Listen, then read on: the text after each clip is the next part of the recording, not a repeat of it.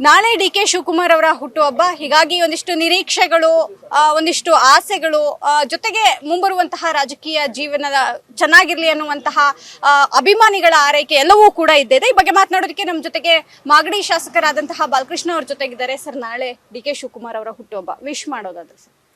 ಮೊದಲನೇದಾಗಿ ಡಿ.ಕೆ. ಶಿವಕುಮಾರ್ ಅವರಿಗೆ ಹುಟ್ಟುಹಬ್ಬದ ಶುಭಾಶಯಗಳು. ಅವ್ರಿಗೆ ಭಗವಂತ ಆರೋಗ್ಯ, ಐಶ್ವರ್ಯ ಚೆನ್ನಾಗಿ ಕೊಟ್ಟವನೇ, ಆರೋಗ್ಯ ಅಧಿಕಾರ ಕೊಟ್ಟು ಕಾಪಾಡಲಿ ಅಂತ ಮನವಿ ಮಾಡ್ತೀವಿ ಭಗವಂತನಲ್ಲಿ. ಪಕ್ಷಕ್ಕಾಗಿ ಶ್ರಮಿಸಿದವರು ಸರ್, ಇಷ್ಟು ವರ್ಷಗಳ ಕಾಲ ಒಂದು ನಿರೀಕ್ಷೆಯನ್ನ ಇಟ್ಕೊಂಡು ಬಂದಿರೋರು, ನಾಳೆ ಏನಾದರೂ ಸಿಹಿ ಸುದ್ದಿ ಸಿಗುತ್ತೆ ಅನ್ನುವಂತಹ ನಿರೀಕ್ಷೆ ತಮಗೂ ಕೂಡ ಇದೆಯಾ ಅಂತ? ನೀವು ಈ ಹುಟ್ಟುಹಬ್ಬದ ಸಂದರ್ಭದಲ್ಲಿ ಬೇರೆ ವಿಚಾರಗಳನ್ನ ಚರ್ಚೆ ಮಾಡೋದು ಅನವಶ್ಯಕ. ಮೊದಲು ಖುಷಿಯಾಗಿ ಹುಟ್ಟುಹಬ್ಬ ಆಚರಣೆ ಮಾಡೋಣ, ಆಮೇಲೆ ಅದ್ರ ಬಗ್ಗೆ ವಿಚಾರಣೆ ಮಾಡೋಣ. ಈಗ ಸದ್ಯಕ್ಕೆ ಅದರ ಅನವಶ್ಯಕ ಅಂತ ನನ್ನ ಭಾವನೆ. ಈ ಪ್ರಶ್ನೆ ಯಾಕೆ ಬಂತು ಅಂದ್ರೆ, ಅವರ ಆಪ್ತ ಶಾಸಕರುಗಳೇ ಹೇಳ್ತಾ ಇದ್ರು ಅವರ ಹುಟ್ಟುಹಬ್ಬಕ್ಕೆ ಒಂದು ಸಿಹಿ ಸುದ್ದಿಯನ್ನ ಹೈಕಮಾಂಡ್ ನೀಡುತ್ತೆ ಅಂತ. ನೀವು ಅವ್ರ ಆಪ್ತ ಶಾಸಕರನ್ನೇ ಕೇಳಬೇಕು. ನೀವು ಆಪ್ತ ಶಾಸಕರಲ್ಲ ಸರ್? ನೀವು ಹೆಂಗಂದ್ರೆ ಮತ್ತೆ ಅವ್ರ ಆಪ್ತ ಶಾಸಕರು ಹೇಳ್ತಾ ಇದ್ರು ಅಂತ ನಿಮ್ಮ ಅಭಿಪ್ರಾಯ ಅಂತ ಹೇಳ್ಬೇಕು. ನಮ್ಮ ಸ್ನೇಹಿತರುಗಳನ್ನೇ ಕೇಳಬೇಕು. ನಮಗಂತೂ ಇನ್ನೂ ಅದ್ರ ಬಗ್ಗೆ ಮಾಹಿತಿ ಬಂದಿಲ್ಲ. ನಮ್ಮ ಸ್ನೇಹಿತರುಗಳನ್ನೇ ಕೇಳ್ಬಿಟ್ಟು ನಿಮಗೆ ಆಮೇಲೆ ಉತ್ತರ ಕೊಡ್ತೀವಿ. ಇಷ್ಟು ದಿನ ತಾಳ್ಮೆಯಿಂದ ಕಾದಿದ್ದೀರಾ, ಇನ್ನಾದ್ರೂ ಸಿಗುತ್ತಾ?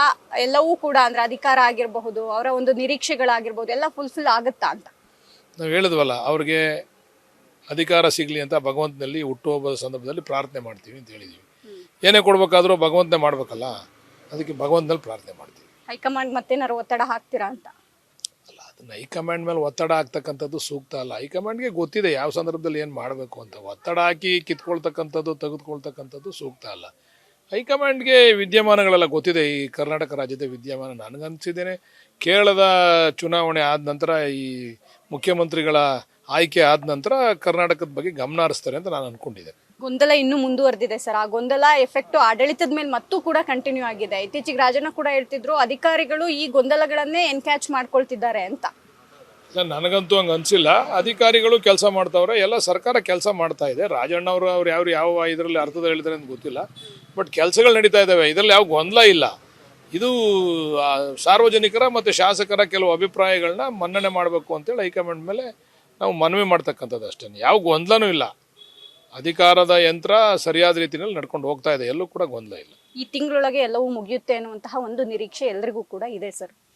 ನಾವು ಅದೇ ನಿರೀಕ್ಷೆಲಿದ್ದೀವಿ.